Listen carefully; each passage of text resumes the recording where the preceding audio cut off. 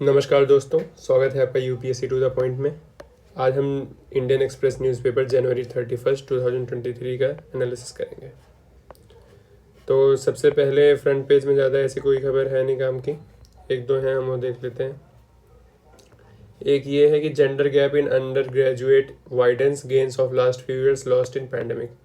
Basically इसमें बात ये करी गई है कि जो अंडर ग्रेजुएट कोर्स होते हैं जैसे कि बीए वगैरह, उसमें जो मेल इस टू फीमेल का जो रेशियो होता है ये और वाइडन हो गया, मतलब कि फीमेल्स का इनरोलमेंट कम हो रहा है बेसिकली।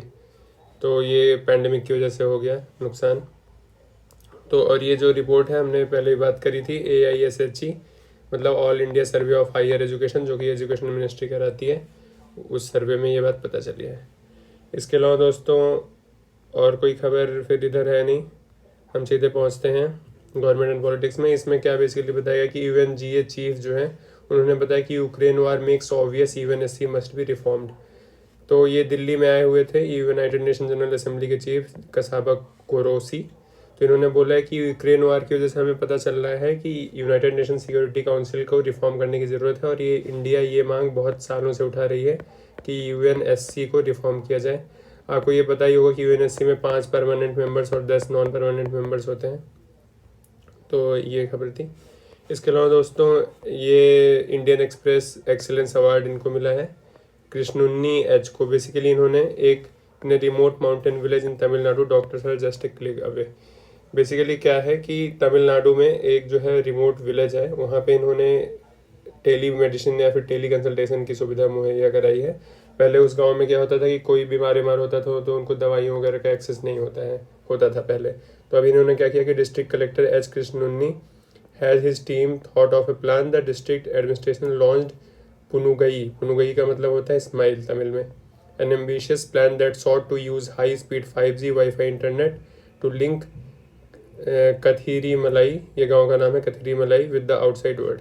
इसके लिए ये कि पंचायत में कंप्यूटर है, वहाँ पे डॉक्टर्स एक क्लिक अवे है, अगर किसी को कोई परेशानी होती है तो डॉक्टर से वो वहाँ से कंसल्ट करके फिर दवाइयाँ वगैरह मंगा सकता है। डॉक्टर फिजिकली नहीं आते हैं, बेसिकली एक टेली मेडिसिन या फिर टेली कंसल्टेशन का यूज़ होता है इसमें। बाकी दोस्तों एडिटोरियल पेज में आज एक ही आर्टिकल केवल थोड़ा काम का है, ये कोई काम का नहीं है।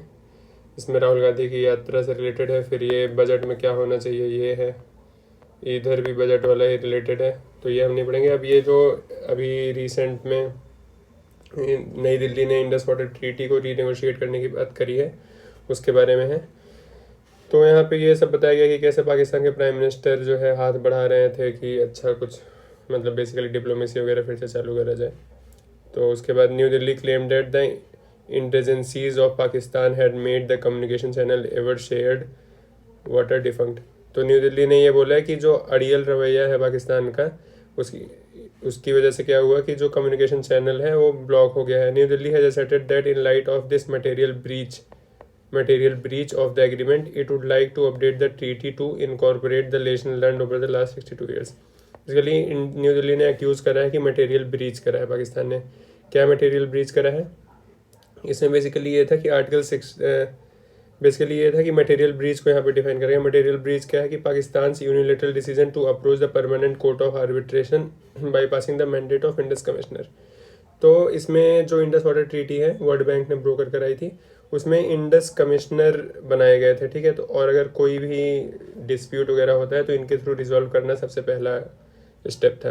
लेकिन पाकिस्तान ने क्या किया कि सीधे वो इंटरनेशनल आर्बिट्रेशन कोर्ट चली गई और ये इंडस कमिश्नर से कंसल्टेशन नहीं करा। तो ये मटेरियल ब्रीच, इंडिया ने बोला कि पाकिस्तान ने मटेरियल ब्रीच करा है, इसलिए हम इस ट्रीटी के प्रोविजंस को रिवाइज करना चाहते हैं।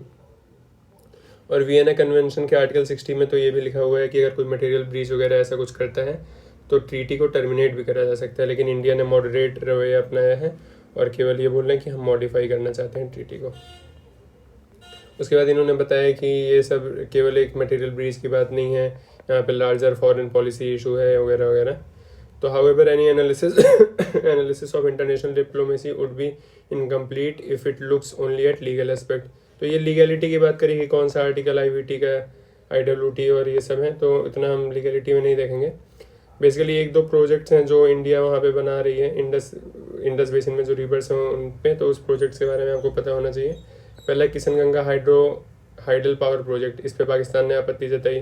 फिर 2013 में कोर्ट ऑफ आर्बिट्रेशन ने पार्शियल अवार्ड दिया, जिसमें इंडिया को डाइवर्ट करने का वाटर, एक लिमिटेड नंबर में वाटर को डाइवर्ट करने का अधिकार इंडिया को मिल गया। उसके बाद एक रातली प्रोजेक्ट है चेनाब रिवर पे, ये भी इंडिया बना रही है।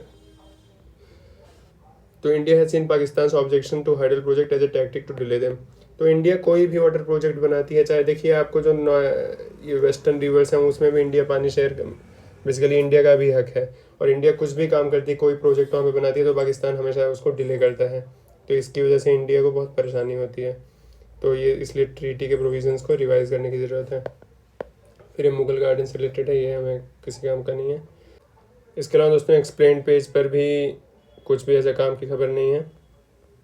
वर्ल्ड न्यूज़ में एक ये है कि चाइना में, आपको पता होगा कि चाइना का जो पॉपुलेशन है वो बेसिकली डिक्लाइन कर रहा है, हमने इसके बारे में पढ़ा भी था। तो चाइना का एक प्रोविंस है जहाँ पे अनमैरिड इंडिविजुअल्स को भी बच्चों को लीगली रेज करने का अधिकार दे दिया गया है, मतलब बेसिकली अनमैरिड लोग भी बच्चों को पाल सकते हैं। तो ये खबर, बाकी इकोनॉमी में भी कोई ऐसी काम की खबर नहीं है। तो आज के न्यूज़पेपर में इतना ही दोस्तों, मिलते हैं आपको अगले वीडियो में, तब तक के लिए बहुत बहुत धन्यवाद। जय हिंद।